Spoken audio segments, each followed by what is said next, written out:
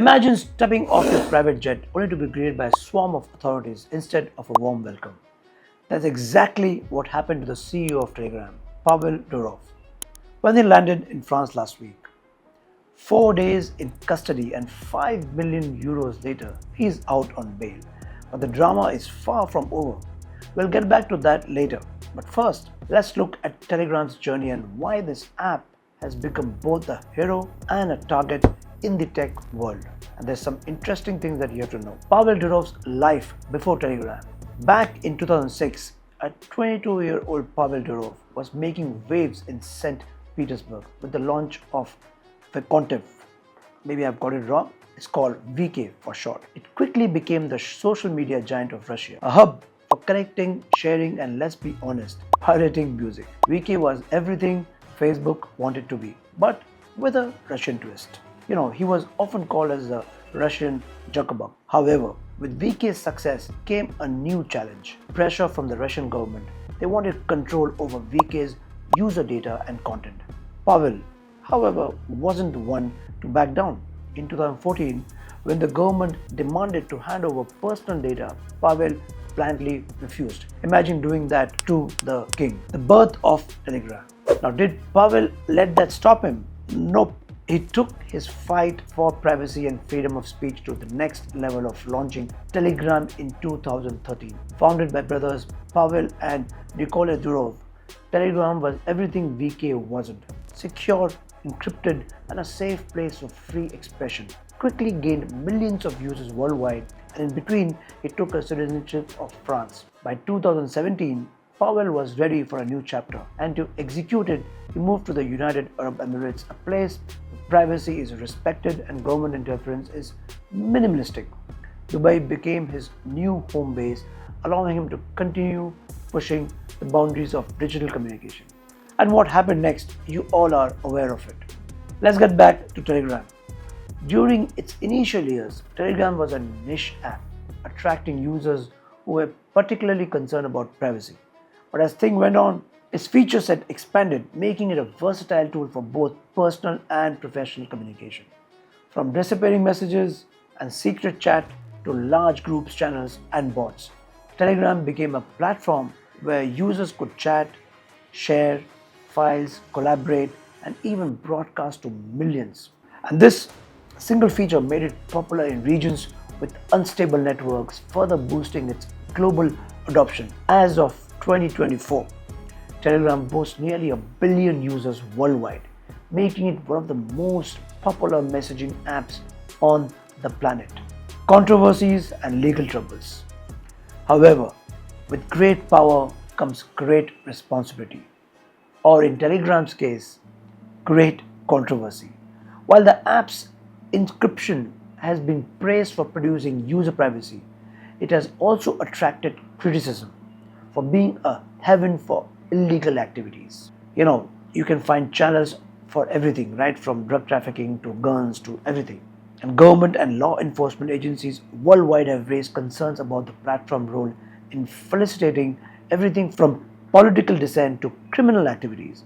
This criticism reached a boiling point last week when Durov was in legal trouble in France. Now, the arrest of Pavel Durov has thrown Telegram into the spotlight for all the wrong reasons. The French authorities have accused Durov of not doing enough to prevent the spread of illegal content on the platform. Like I said, everything you can find on Telegram. But that's not his fault also.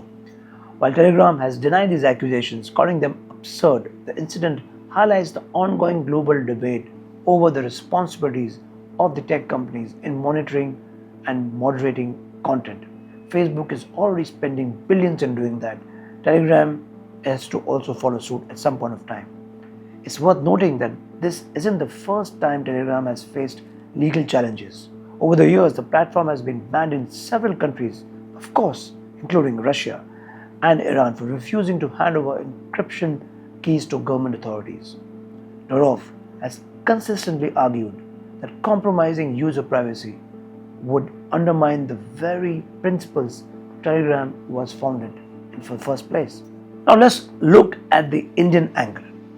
As if the French case wasn't enough, the Indian government has also started scrutinizing Telegram more closely following Durov's arrest. India, one of Telegram's largest markets, investigating allegations of extortion and gambling linked to the platform.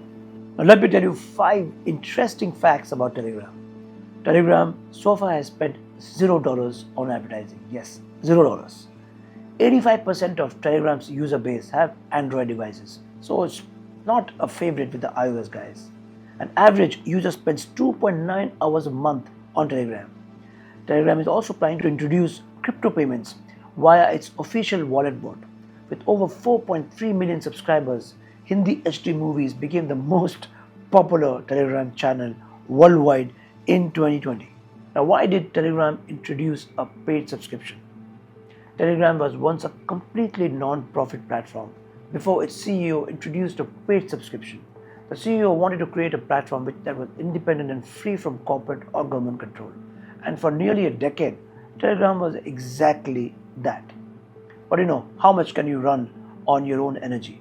And during those early years, Telegram operated as a non-profit thanks to generous donations from some big tech players. Billionaires and crypto enthusiasts who believed in Durov's vision helped fund the platform. However, as Telegram reached over 700 million users, so did the cost of keeping it running smoothly. Imagine the cost of servers for managing such a big data center.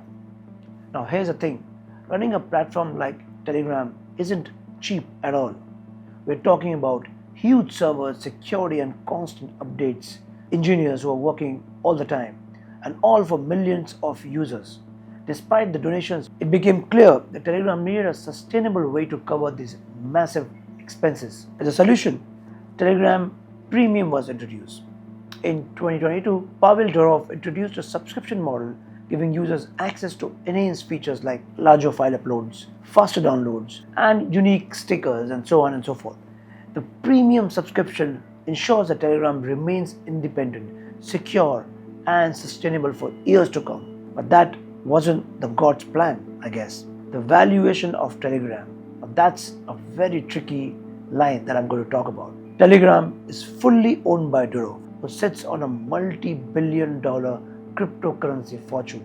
But the company has raised about $2.4 billion in debt financing set to mature in 2026. However, Durov's recent arrest could significantly hinder the company's plan to go public, a path he has preferred over selling despite asserting that the company is valued at over $30 billion. That's a lot of money. Despite these challenges, Telegram remains a vital communication tool for nearly a billion of users. The company has reiterated its commitment to user privacy and compliance with international laws, including the EU's Digital Services Act. However, as the legal battles continue, one thing is clear: the future of Telegram and its CEO hangs in a tight balance. So, what's next for Telegram? Will it emerge from this crisis stronger, or will mounting government pressure force it to compromise on its core values? 3 things we have to learn from Telegram's journey. Firstly, it teaches us that prioritizing privacy can prosper a platform to global success, but it also attracts intense scrutiny and legal challenges. If you champion privacy, be ready for its tough battles, because all government wants to own the social media today. Despite challenges, Telegram sticks to its values. So whatever happens, stay true to your mission, but adapt when needed. Growth brings complexity. In simple language, more users means more problems.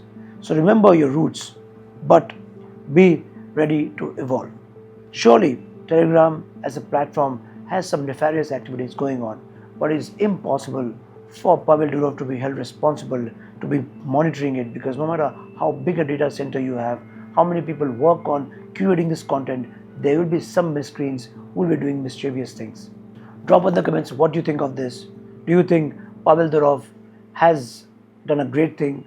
Do you think fighting this is going to be an uphill task for him? He is somewhat different. If you look at his photos right now, he looks like a Hollywood star. He looks like a model who's ripped completely. It also shows that an entrepreneur has to keep himself in good shape if he wants to keep the company in good shape. And that's Pavel has done. See you in the next one. Take care.